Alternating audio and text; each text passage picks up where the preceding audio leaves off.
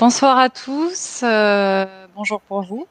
Merci de prendre le temps de vous connecter et bienvenue aux Français de l'étranger implantés aux USA. La durée de ce webinaire sera de 20 minutes en termes de présentation et vous pouvez poser tout au long vos questions et nous prendrons le temps avec Lisa de vous répondre à la fin. Ce soir, donc, nous allons vous donner des conseils pour réussir votre projet immobilier à distance en ayant recours à un financement et à une assurance emprunteur. Donc, je m'appelle Laure Lewis et je représente le cabinet Carte Financement. Et je suis accompagnée de Lisa Hérault du cabinet Valorama. Lisa est en charge de la clientèle internationale. Bonsoir à tous. Rapidement. Bon, Lisa, je vais commencer, puis après, tu vas prendre la suite sur l'assurance. Donc, l'idée, c'était déjà de partir sur un petit point sur l'actualité du crédit. Hein. Lisa, j'imagine que tu reçois aussi beaucoup de demandes. Donc, le contexte est très favorable.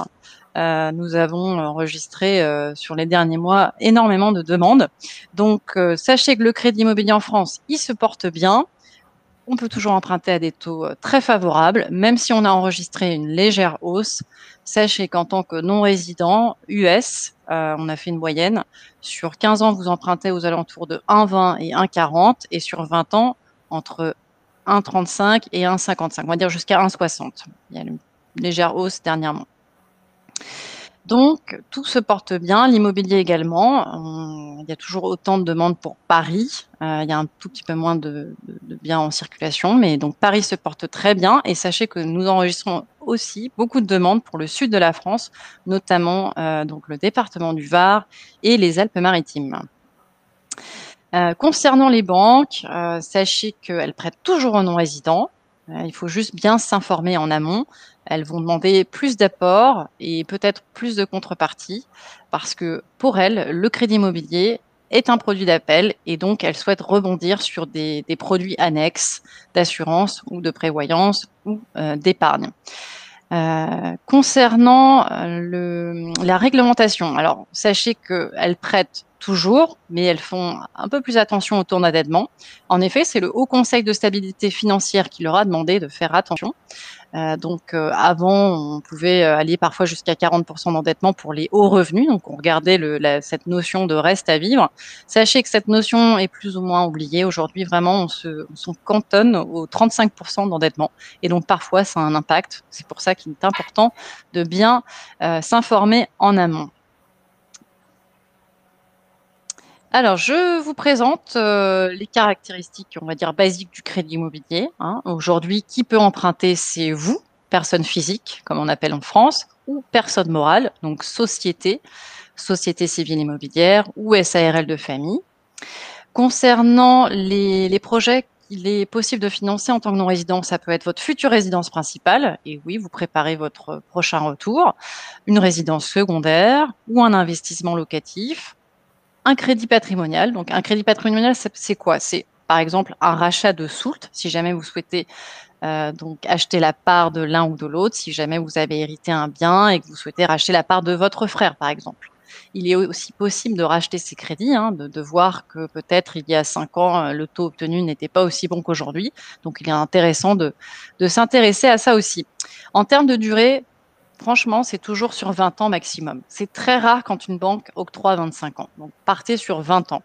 Et en termes de typologie de prêt, c'est toujours quasiment de l'amortissable. L'amortissable, c'est quoi? Donc, c'est intérêt plus capital que vous repayez tous les mois.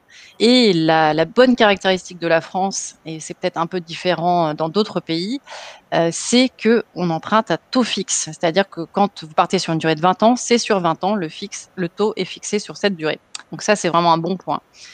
Et concernant la part qui peut être financée de l'immobilier, ça dépend de tout projet. Mais partez du principe qu'en général, ça va de 50 à 100% du prix, moyennant soit un apport, soit une contrepartie financière. Donc l'idée, c'est de raisonner, si jamais votre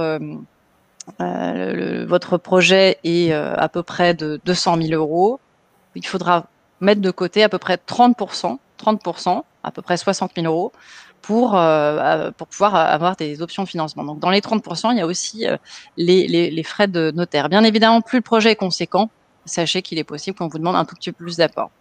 En termes de montant, on peut regarder des dossiers entre 100 000 et plusieurs millions d'euros. C'est vrai que pour les demandes en dessous de 100 000, c'est-à-dire que ça va être des biens qui ne seront pas forcément facilement revendables en cas de casse sur le dossier. Donc, partez du principe qu'il est plus favorable de trouver des crédits à partir d'un moment où on va dire le prix du bien est à partir de 150 000, entre 130 et 150 000. Et ensuite, on peut bien sûr accompagner jusqu'à plusieurs millions d'euros. Concernant la garantie, comme vous n'êtes pas sur place, sachez que la banque aussi donc, prend une garantie sur le bien en général, donc ça s'appelle une hypothèque. Et dans le cadre d'un achat existant, c'est un privilège de prêteur de deniers, ou elle peut passer par un organisme de caution parfois. Comme vous êtes français, au lieu de prendre une garantie réelle sur le bien, elle prend une caution. Voilà. J'ai mis en avant aussi des points d'attention qu'on retrouve souvent, des points d'échauffement par rapport à des demandes de financement. L'apport, c'est très important. C'est d'être en mesure de bien justifier la provenance des fonds. Sachez que les banques peuvent remonter jusqu'à 12 mois de relevé de compte dans votre pays de résidence pour voir comment cet apport a été constitué. Si ça vient de la vente d'un bien immobilier, il faudra les papiers en conséquence. Si ça vient d'un héritage, c'est pareil. Donc, l'apport, ça, c'est un point important. Et si jamais vous avez reçu une donation parentale, ça peut arriver, sachez que ça doit être réglementé auprès du service des impôts. Je vous disais tout à l'heure le taux d'endettement, attention, 35%, pas plus. Donc, l'idée, c'est de prendre le total de vos charges divisé par vos revenus nets avant impôt et multiplié par 100. Voilà. Et bien évidemment, il faut inclure la future charge du crédit dedans aussi. On vous demande aussi une tenue de compte irréprochable, c'est-à-dire même si vous avez un découvert autorisé, les banques n'aiment pas ça, donc il faut vraiment toujours être en positif. Pareil, elles vont être vigilantes sur votre gestion de compte si vous avez gardé un compte en France. Elles veulent voir si tout se passe bien pour être sûre qu'elle peut vous accepter en tant que client dans sa banque. Elle veut juste voir que ça se passe bien, qu'il n'y a pas d'intervention, des agios, etc. et que tout est bien payé en temps et en heure. Concernant votre situation professionnelle, ça c'est un point très important de la demande. Bien évidemment, si vous êtes salarié en contrat permanent, la durée du contrat c'est très important. Si vous êtes en contrat permanent, vous n'avez plus de période d'essai, vous avez beaucoup de chances d'obtenir un crédit. Si vous êtes en contrat renouvelable, ça arrive parfois. Si c'est un contrat renouvelable, c'est très compliqué de trouver un financement, sauf si vous travaillez pour une grande organisation internationale, ce qui est souvent la typologie des contrats. Il faudra montrer une récurrence de ces contrats et souvent un CV vous est demandé. Concernant les chefs d'entreprise ou les gens qui sont en freelance, actuellement, c'est vrai que sur le marché, c'est compliqué de trouver des solutions bancaires. Après, j'ai envie de vous dire, ça dépend vraiment de la taille du projet, parce que parfois, si c'est plusieurs millions d'euros, il y a des banques privées qui peuvent regarder, ou alors ça dépend aussi de la géographie, du lieu où vous comptez acheter. Parfois, des banques locales vont peut-être financer que dans cet endroit et vont peut-être pouvoir regarder une situation de chef d'entreprise. Donc, pareil, si vous avez un sujet, n'hésitez pas à nous interroger au cas par cas. Le format des documents, c'est extrêmement important. Il faut que ce soit bien scanné parce que tout se passe à distance. Donc, si on est sur des documents où c'est une photo, pour la banque, c'est juste pas acceptable. Donc, il faut faire attention à ça. Aucun souci pour l'anglais. Sachez que les banquiers en France peuvent recevoir des documents en anglais sans demander des traductions. Donc, ça, c'est un bon point. Et bien évidemment, c'est important de se renseigner sur la liste des pièces parce que parfois, si vous avez par exemple déjà un bien en France, il faut bien être en règle avec le fisc français et bien avoir ces déclarations. Donc la banque, elle va regarder que tous ces éléments sont bien là pour la demande de prêt. Et ça peut être bloquant si vous n'avez pas ces documents. Bien évidemment aussi, c'est un point important, il faut que le dossier soit complet pour avoir un accord. Ça, c'est un élément important. Et concernant la structure de l'emprunteur, je vous en parlais tout à l'heure. Donc, ça peut être une SCI, SARL de famille. Sachez que sur le marché bancaire actuellement, si on est sur des projets, on va dire, moins importants, il n'y a pas vraiment de compétences au niveau des banquiers parce qu'on va rajouter une structure plus un non-résident et on va avoir du mal à trouver une audience bancaire pour ce type de projet. Encore une fois de plus, pour plusieurs millions d'euros, il peut y avoir des banques privées qui peuvent regarder. Mais quand on est sur un bien aux alentours de 200 000 euros et que vous souhaitez monter une structure pour l'acheter, c'est plus compliqué.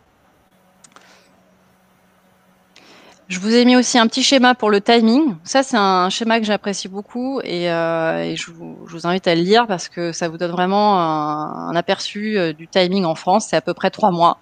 Et il y a 2 temps forts dans ce schéma. Le point plus important, c'est vraiment de bien valider votre financement en amont, c'est-à-dire regarder votre capacité d'emprunt, le niveau d'apport qui vous sera demandé, pour pouvoir être bien armé pour votre demande de prêt. Puis le deuxième temps fort, c'est bien évidemment, avant de signer la promesse, il faut avoir tout donné ces documents pour que le jour où vous signez, le dossier soit soumis auprès d'une banque, puisque les banques regardent les dossiers uniquement si la promesse est signée. Pareil, si vous prenez un crédit, donc il y aura toujours en général, il y a toujours une clause suspensive d'obtention de prêt. En général, c'est plutôt 45 jours pour obtenir un crédit. Là, c'est rallongé au moins à 50 jours, voire même 60. Voilà. Je me suis permise de vous mettre des exemples, des cas concrets que nous avons financés sur les derniers mois. Donc, c'était le cas d'un salarié français à New York qui voulait acheter faire un investissement locatif à Paris. Le prix était de 300 000 euros. Nous l'avons accompagné à distance. Il a mis 20% d'apport et il a payé ses frais de notaire, obtenu un taux à 1,55 sur 20 ans et surtout, on ne lui a pas demandé de contrepartie financière. Le deuxième cas, donc, c'est un salarié basé à Washington. Lui, il a acheté un pied-à-terre parce qu'il venait souvent à Paris, peut-être moins en ce moment, mais il va venir souvent à Paris. Donc, un pied-à-terre avec des travaux. Il était assez sensible au taux et il voulait une durée assez courte. Donc, nous lui avons trouvé une banque qui finançait donc jusqu'à 70% de son projet. Il a apporté 30%. On lui a sécurisé un taux à 1,20 sur 15 ans. Et la banque lui a demandé de laisser des fonds de l'ordre à peu près 15% du montant financé, sachant que ces fonds n'étaient pas nantis. Voilà. Et tout s'est fait encore à distance. Et le dernier cas, donc, c'est le cas d'un partenaire, donc plus vu comme un chef d'entreprise. Lui, il souhaitait financer une résidence secondaire près des Alpes. Le montant était de 1,3 million. Il voulait vraiment financer le maximum. Donc, nous avons trouvé une solution à hauteur de 100% du prix. Et le client a accepté de placer de l'argent en face, donc l'équivalent de 500 000 euros, mais ça s'est placé en dollars. Donc, il n'a donc pas, mis à part ses frais de notaire, il n'a pas dépensé d'euros. Donc, nous avons respecté son cahier des charges et surtout, attention, il a obtenu un taux à 1% sur 20 ans.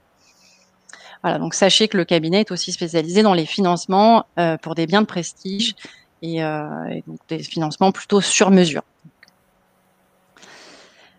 Quelques mots sur le cabinet. Donc, le cabinet Care Financement, c'est un courtier spécialisé en financement, donc avec plusieurs métiers, mais surtout le non-résident. Donc, nous avons financé plus de 185 millions en 2020 et 31 millions pour des non-résidents qui provenaient de plus de 20 pays différents. Les États-Unis, c'est spécial parce que c'est vraiment une de nos clientèles les plus importantes qui en demande de services et de conseils. Nous sommes une équipe de 5 personnes réparties entre Paris et Nice. Donc, n'hésitez pas si vous avez des demandes spécifiques à nous faire une demande sur notre site internet. Je vais laisser la parole à Lisa et n'hésitez pas si vous avez des questions. Merci. Merci, Laure. Oh, pardon. Bonsoir, bonjour à tous. Je m'appelle Lisa Hérault, je suis courtier spécialisée dans l'assurance de prêt pour expatriés et pour non-résidents. J'ai fait, avant de commencer, une petite parenthèse parce qu'il y a eu des questions sur si on va envoyer la présentation. Elle est enregistrée, elle va être envoyée par la suite. Donc, j'ai pu parler rapidement sur l'assurance parce que, comme Laure vous a indiqué, il vous sera exigé, c'est un passage obligé si vous souhaitez avoir un crédit en France.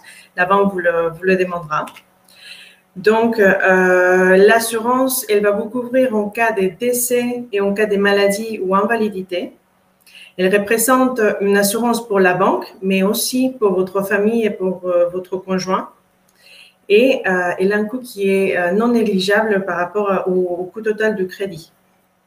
Aujourd'hui, vous avez les choix, vous avez la loi qui vous protège et qui vous donne la possibilité de proposer, enfin, de chercher vous-même l'assurance et de la proposer à la banque.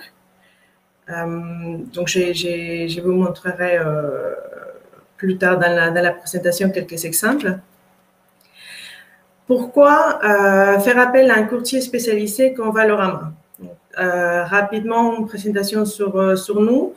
On est une entreprise spécialisée dans l'assurance de prêt. On a été créé en 2012 par notre directeur parce qu'il souhaitait créer un service qui était alors inexistant au sein des banques, c'est-à-dire offrir une assurance simple qui puisse être mise en place à distance avec des contrats compétitifs et adaptés au profil de l'emprunteur. L'assurance, en quelques mots, il s'agit d'une exigence bancaire. Si vous empruntez à plusieurs, elle peut être demandée non seulement pour l'emprunteur, mais aussi pour les co-emprunteurs. La répartition de l'assurance, elle sera déterminée en fonction de... oui, là, non? Ah, je vais dire quelque chose. Elle sera déterminée en fonction du revenu du foyer. Donc, si vous empruntez avec votre conjoint et que vous gagnez plus ou moins la même chose, à ce moment-là, la banque elle pourra demander 50 pour l'emprunteur et 50% pour les co-emprunteurs ou 70, peu importe. Elle représente une protection pour votre famille, car en cas de sinistre, le capital restant dû va être versé à la banque et votre famille n'aura pas à hériter une dette. Aujourd'hui, le marché il est ouvert. Vous avez la possibilité de chercher vous-même votre assurance et de proposer votre contrat à la banque, qui ne pourra pas refuser les contrats s'il répond bien aux mêmes critères que les contrats groupes. Quels sont les types de prêts qui sont concernés par l'assurance de prêt? Eh bien, les crédits immobiliers, bien sûr, la résidence principale, la résidence secondaire, l'investissement locatif, les rachats des SULT, les prêts à la consommation ou les prêts personnels, les crédits trésorerie, les crédits revolving, la ligne de crédit. Donc, pratiquement tout type de crédit peut être soumis à une exigence d'assurance de prêt. Quels sont les avantages de nos contrats?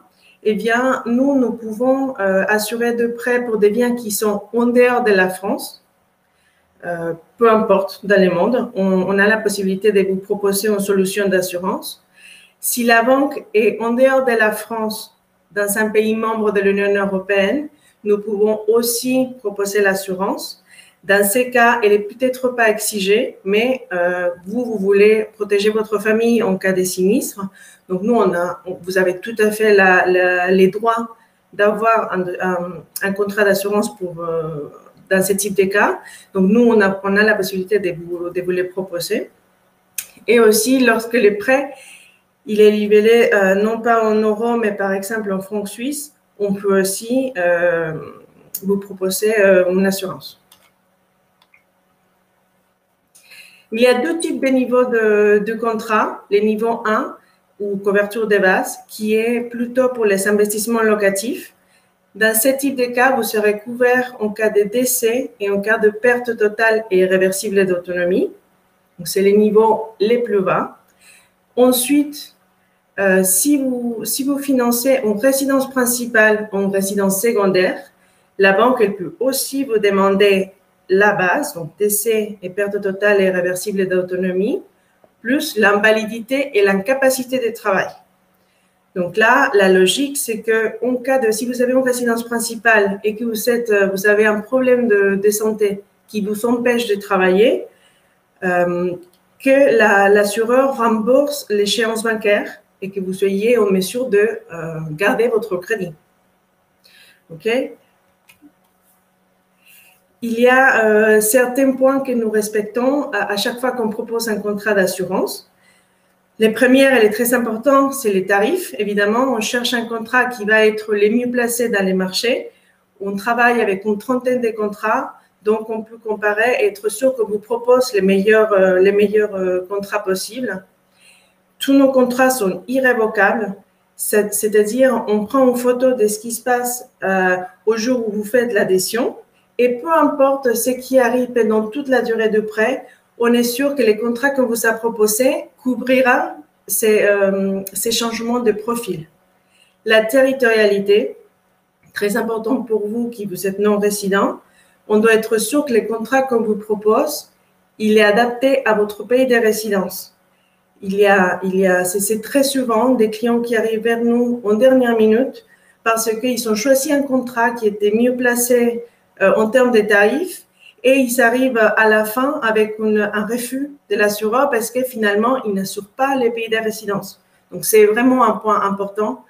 C'est important de voir les tarifs, mais il faut voir l'ensemble et les critères qu'il faut prendre en compte pour choisir un bon contrat d'assurance. La simplicité, on veille, on sait que tout se passe de la manière on veille à que tout se passe de la manière la plus simple possible. Donc, signature électronique, tous les échanges par email, ce type de choses qui simplifient vraiment les dossiers. Et surtout parce que quand on fait l'assurance, on sait que vous avez déjà fait beaucoup de papiers pour la banque, pour la mise en place du crédit, et on ne veut pas ajouter justement un poids supplémentaire par rapport à toutes ces démarches-là. La fiabilité des process, et c'est par rapport à notre communication envers nos partenaires, nos courtiers en crédit ou les banquiers. On a l'habitude d'échanger avec des professionnels des crédits et on fait en sorte que la communication se passe le mieux possible pour que les dossiers ils soient mis en place sans problème et que si jamais il y a quelque chose à être modifié ou à être mis à jour rapidement ou des derniers moments, ça se passe de la meilleure manière possible. Donc, comme je vous ai dit, tous nos process se font à distance. Tous nos process sont dématérialisés. Les documents vous sont envoyés en ligne. La signature, si elle ne peut pas se faire de manière électronique, vous pouvez quand même imprimer les documents, les signer, nous les renvoyer scannés. Dans la mesure du possible, on essaye de ne pas choisir des contrats qui demandent d'examens médicaux. Donc, c'est très important.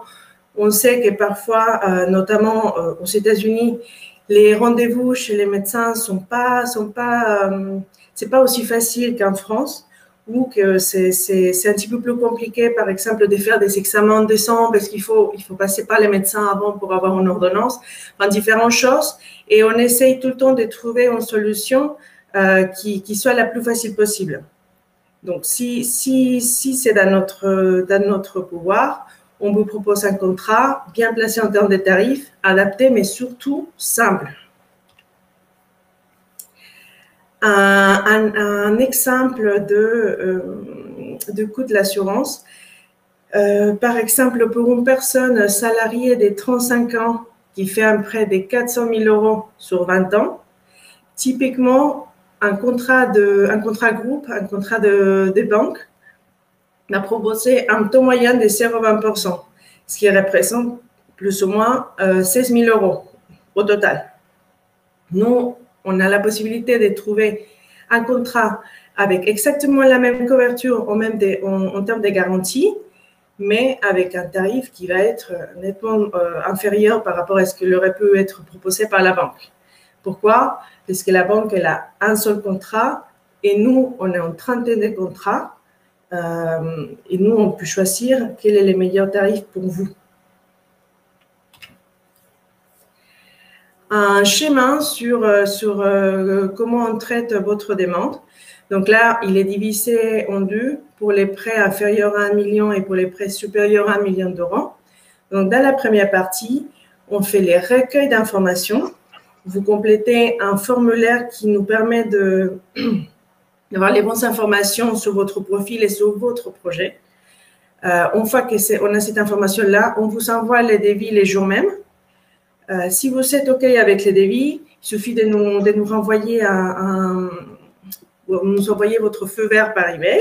Et à ce moment-là, on vous envoie les process de souscription. Donc, que ça soit en signature électronique, on vous envoie les identifiants, vous rentrez sur les sites de l'assureur, vous complétez toute l'information et s'il n'y a pas de problème de santé, on arrive à la fin, du parcours électronique et on peut avoir les certificats d'assurance. Donc là, on est en train de parler des 12 jours entre le moment où vous nous envoyez la demande de devis et vous signez tous les documents. Si vous êtes pressé, ça c'est les timings en moyenne. Au-delà du fait qu'on puisse faire ça de manière électronique, il y a aussi les contrats classiques dans lesquels vous devez imprimer les documents, les compléter et nous les renvoyer signés. Dans ces cas, il faut juste ajouter 12 jours le temps de traitement justement de la personne qui va recevoir dans le site de l'assureur, chez l'assureur. Mais en tout cas, tous les process durent de 1 journée à 3 jours. Quand on ne peut pas choisir un contrat sans formalité médicale parce que le montant il est supérieur à 1 million d'euros ou par rapport à l'âge, à ce moment-là, toute la première partie se passe de la même façon. Le recueil des besoins, l'envoi des devis et votre accord sur les devis, c'est pareil, c'est assez rapide.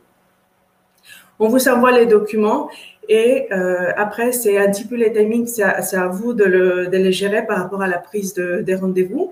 Mais tous les documents vous sont envoyés en anglais. Et si jamais vous avez des questions ou si les moindres problèmes, nous, on a la possibilité de vous aider à gérer au mieux la partie médicale. Donc, c'est pas parce qu'il y a des examens, des examens ou des visites médicales qu'il il faut penser que ça va traîner ou ça va être un dossier compliqué.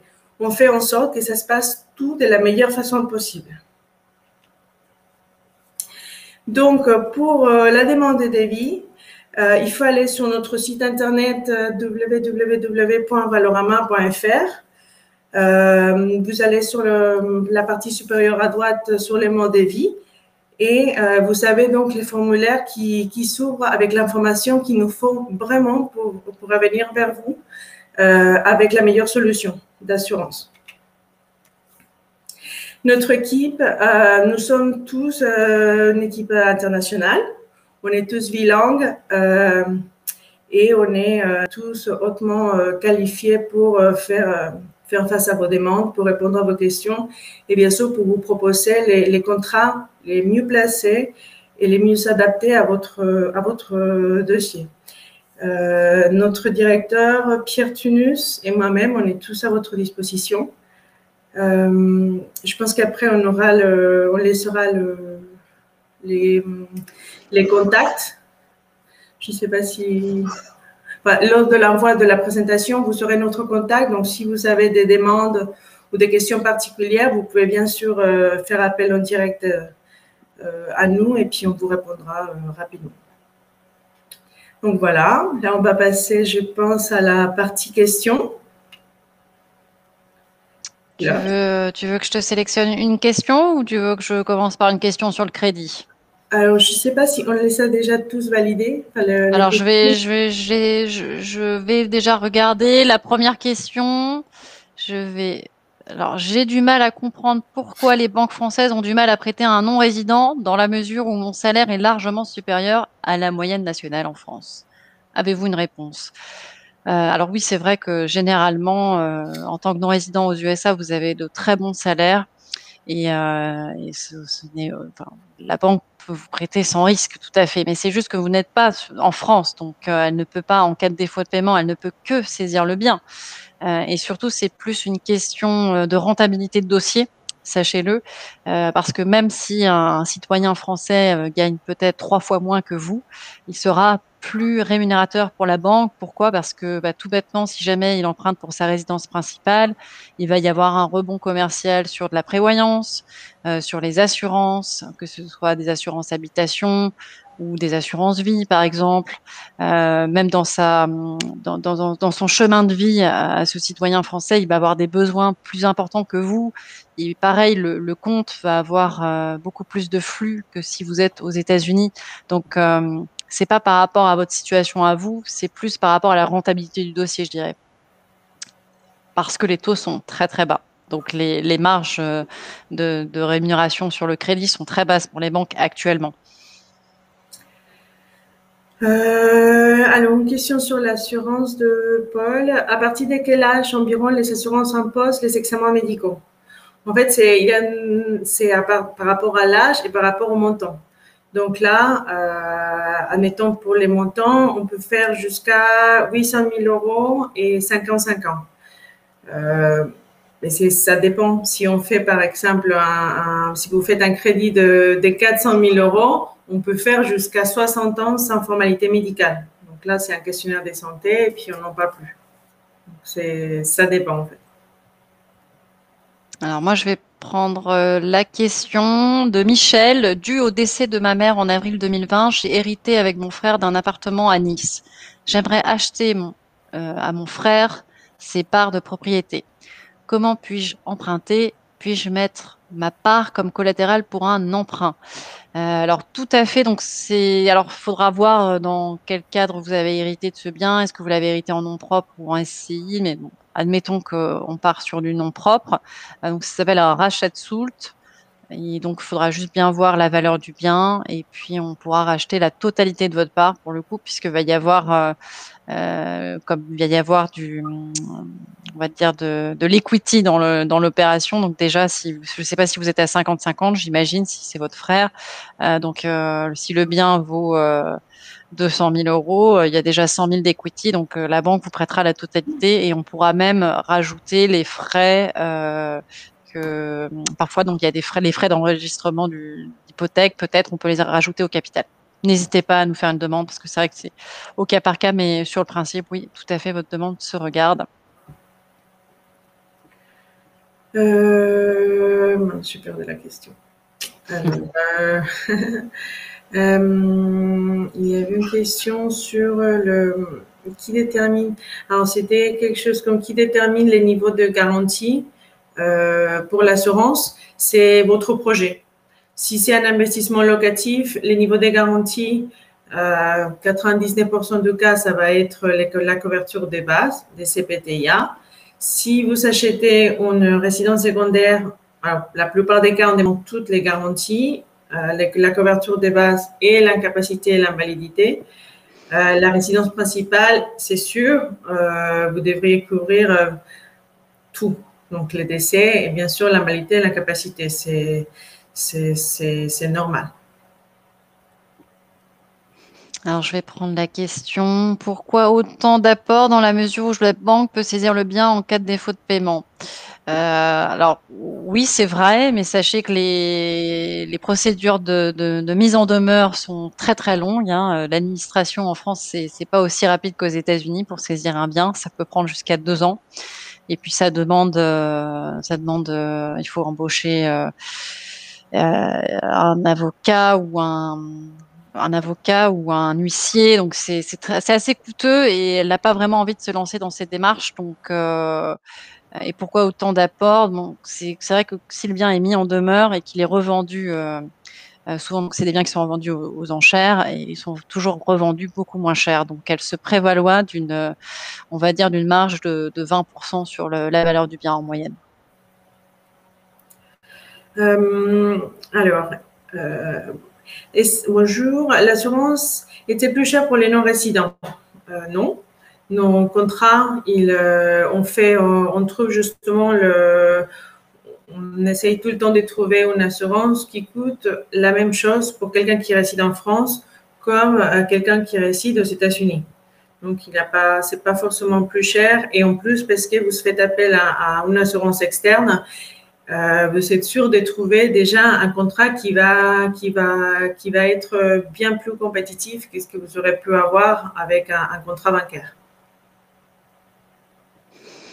Alors, je vais prendre la question de Christophe. Est-ce qu'il est préférable d'acheter un bien dans le neuf ou dans l'ancien? Donc là, je ne suis pas conseiller en immobilier, mais en tout cas, ça n'aura pas d'incidence sur le prêt, hein, sur la quotité d'intervention de la banque. C'est plus par rapport pour vous au niveau de l'apport. Donc, vous savez que dans le neuf, les frais de notaire sont bien réduits, hein. 7,5 dans l'ancien en moyenne versus entre 2,5 et 3,5 dans le neuf. La seule chose qu'il faut savoir dans le neuf, c'est que comme les biens ne sont pas prêts tout de suite, en général, c'est à peu près un délai de livraison à 2 ans.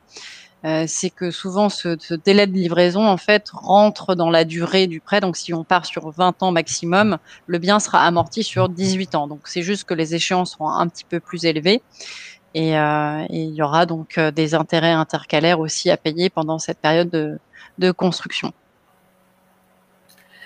La question de Richard, y a-t-il des limites d'âge pour les assurances?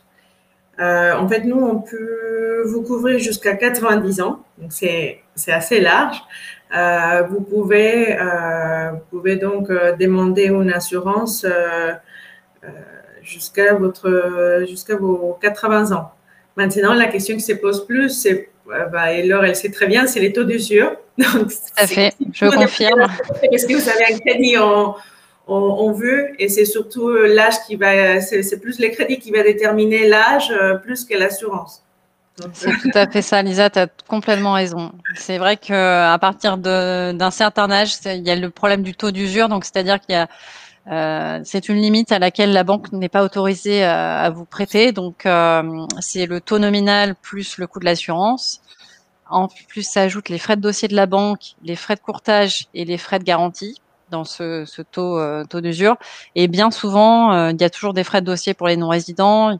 Donc, si on rajoute les frais de courtage, au-delà à peu près de 54, 55 ans, c'est très rapidement, si on rajoute ces frais-là, le taux d'usure explose, surtout si on est sur des durées courtes. Après, c'est pas forcément partout pareil. Si vous êtes en direct, vous ne passez pas par un courtier. Lisa pourra vous répondre là-dessus. Il y a des solutions parce qu'il y a un coût supplémentaire qui ne rentre pas dans le taux d'usure. Donc, pour ma part, j'aurais plus de mal à financer des gens au-delà de 55 ans parce que j'ai ce problème-là de taux d'usure. Si vous avez un banquier qui est prêt à vous suivre, quel que soit votre âge, il est bien de prendre conseil auprès de Lisa pour avoir une cotation sur l'assurance. Tout à fait. Alors, je ne sais pas si c'est à toi, Laure. Alors, je vais prendre la question de Guillaume. Bonjour, vos exemples sont des gens basés aux USA, des difficultés supplémentaires pour les gens qui, comme moi, ont la carte verte et sont des US personnes. Alors, les banques françaises partent du principe que si vous êtes basé aux USA, vous êtes US personne. Donc, même si vous êtes de nationalité française, vous n'avez pas forcément la green card. Vous êtes plutôt sur un visa spécifique qui vous autorise à rester. Dans tous les cas, comme vous cotisez aux États-Unis, vous êtes US personne. Voilà. Donc, il n'y a pas d'incidence, même si vous aviez, admettons, la double nationalité, franco-américaine, c'est le même sujet. Alors, la question de Martine, un diabétique peut-il être assuré? Bien sûr, bien sûr. En fait, c'est sûr, un questionnaire de santé qui a quelques déclarations, il ne sera pas validé automatiquement comme ça. Ça va être étudié, mais il y a absolument pas de problème aujourd'hui. Les assureurs, surtout les assureurs externes, ils sont habitués au risque et ils sont prêts à étudier tous les dossiers. Donc, les diabètes, c'est une maladie qui est bien contrôlée, qui est bien connue aujourd'hui. Donc, il n'y a pas de problème. On peut sans souci étudier la demande et trouver une solution. Alors, bonjour, je vais prendre la question de Julien. Ma compagne est américaine et encore résidente fiscale US. Nous emménageons en France et elle, est dans le même cadre d'un Français résident US. Oui, c'est ça. Alors après, il faut voir comment on peut, parce que si vous empruntez à deux, Madame est encore aux USA, vous êtes en France, faut juste voir, parce qu'à un moment donné, il y en a bien un qui va rejoindre l'autre, donc c'est par rapport à vos postes respectifs. Est-ce que Madame va garder son poste, parce qu'il y a bien un jour où elle va vous rejoindre en France. Donc là, je dirais c'est un cas spécifique et n'hésitez pas à nous interroger. Je cherche pour moi, mais je pense que... Alors, c'est marqué... Alors, est-ce qu'il est possible d'obtenir un taux d'assurance plus bas que celui offert par la MGUN? Eh ben, c'est toujours au cas par cas. Les taux d'assurance, il est calculé en fonction de votre âge, de votre projet aussi. Et on peut savoir les coûts de l'assurance qu'au moment où on a toutes les informations et qu'on rentre les dossiers. Après, toutes les assurances, bien sûr, ont leur cible. Et si vous êtes dans la cible principale de la MGEN, peut-être que vous aurez un taux meilleur qu'ailleurs. Mais en tout cas, c'est juste question de comparer et de voir si on ne peut pas optimiser d'un côté ou d'un autre les contrats d'assurance. Mais pourquoi pas? Alors, je vais prendre une autre question.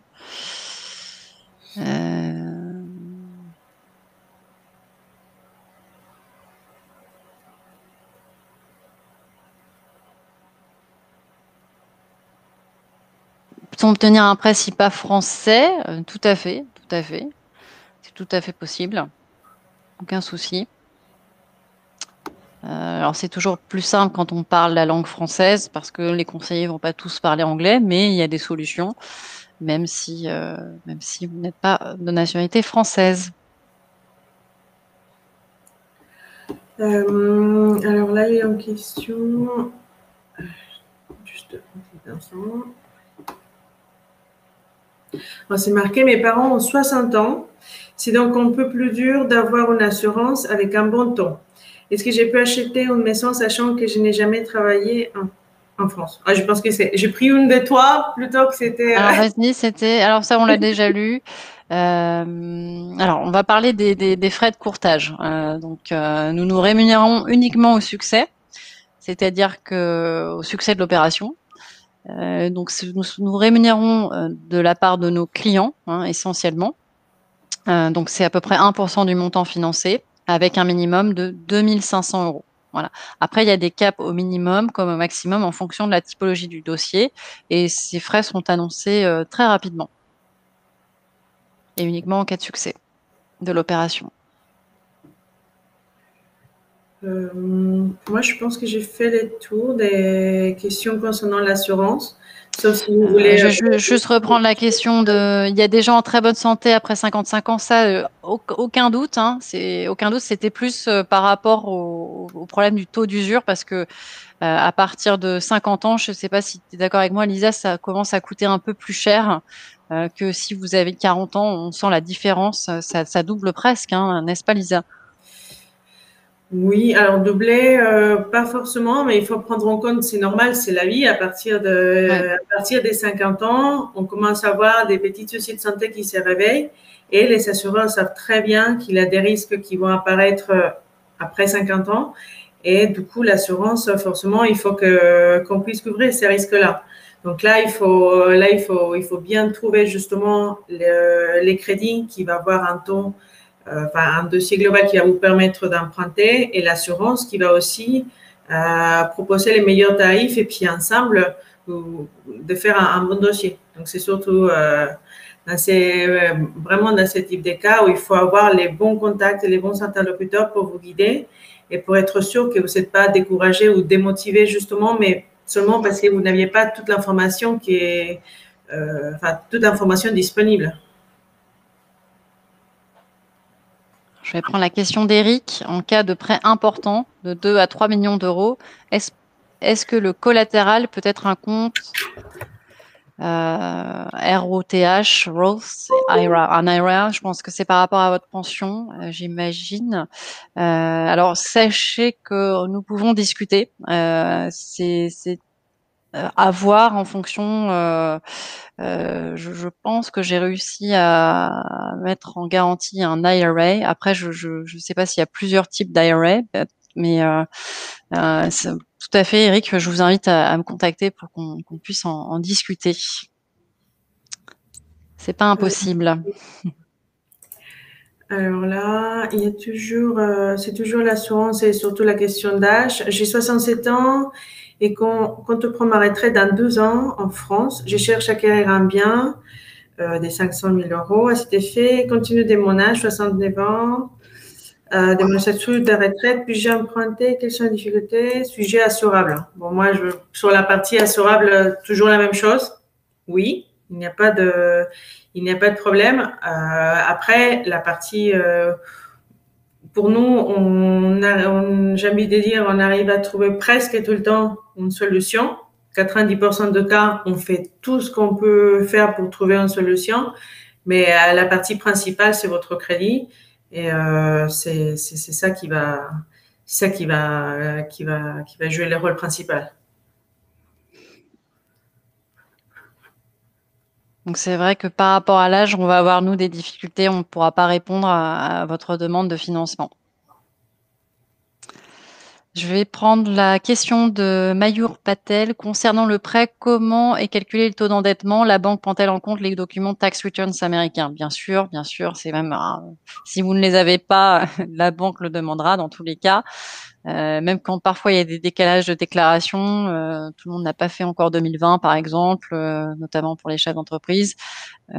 Ça peut poser des problèmes. Ils aiment bien que ce soit fait assez rapidement parce que même si vous avez le temps vis-à-vis du fisc américain, eux, ils aiment bien avoir le plus récent possible. Donc, tax return, c'est très, très important. Et puis, au niveau de concernant le prêt, comment est calculé le taux d'endettement? Donc, ça dépend, hein, c'est au cas par cas, mais donc si vous êtes, donc on prend le total des revenus, non, total des charges, pardon, divisé par les revenus, s'il y a des revenus fonciers aussi, et puis donc multiplié par 100. C'est à peu près ça. Il ne faut pas que ça dépasse 35. Alors, est-ce que la banque peut vous imposer leur assurance pour la première année d'emprunt? Alors, c'est pas vous imposer pendant la première année. C'est-à-dire que la banque, elle peut faire un petit peu plus de forcing en vous proposant un crédit global plus intéressant avec leur assurance. Et à ce moment-là, vous pouvez effectivement prendre l'assurance de la banque et vous avez toute la première année pour changer d'assurance. Ça ne veut pas dire que vous devez rester 1 an avec l'assurance de la banque. Ça veut dire qu'à n'importe quel moment, pendant la première année, vous avez la possibilité de faire une substitution d'assurance. Donc, attention parce c'est vrai que parfois il y a des clients qui arrivent en pensant le contraire, qu'il faut rester 1 an et qu'après vous pouvez changer. C'est justement le contraire. C'est la première année quand vous voulez et au-delà d'1 an, ça devient un petit peu plus compliqué parce que vous savez qu'une seule date à l'année pour changer d'assurance. Donc, à partir de la signature de l'offre de prêt, hop, vous pouvez changer l'assurance. Il n'y a pas de problème.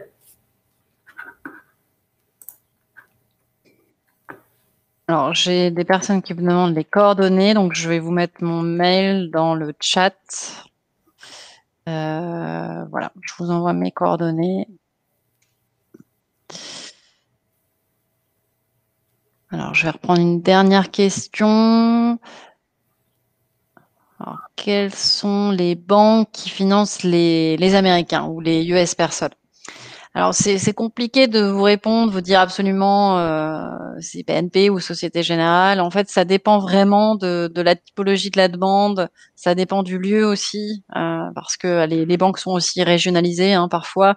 C'est pas toutes les banques qui financent partout sur le territoire. Hein. Vous savez, il y a beaucoup de caisses régionales, donc c'est compliqué de vous répondre, mais bon, un groupe qui répond très bien aux US Persons, par exemple le groupe PPCE. Après, tout dépend aussi du contact que vous avez. Il y a peut-être une personne de la caisse d'épargne qui va pas vouloir vous financer parce qu'elle va avoir peur, vous êtes non-résident, elle sait pas faire. Parfois, c'est par manque comme ils ne font pas souvent et qu'ils ont déjà une charge de travail assez importante, ils préfèrent dire qu'ils ne veulent pas prendre le dossier. Mais dans les faits, les caisses d'épargne ne disent pas non, par exemple, aux US personnes. Donc, tout dépend aussi du contact que vous avez au sein de la banque. C'est vraiment une question d'interlocuteur, en fait. Et surtout, est-ce que votre banquier a envie de vous financer? Est-ce qu'il a envie de sortir un peu de sa zone de confort, tout simplement? Donc, c'est surtout ça.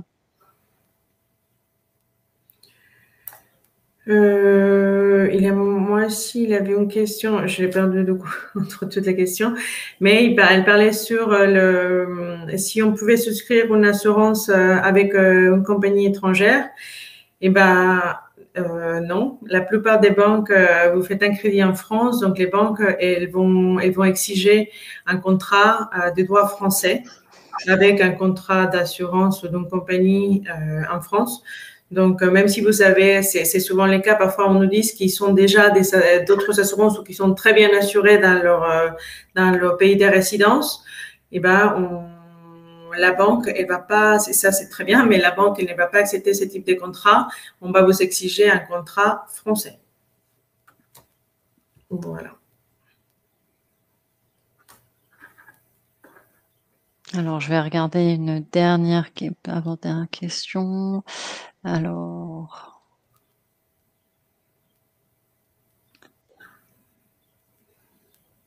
est-ce qu'on peut prêter pour des travaux, uniquement travaux seuls?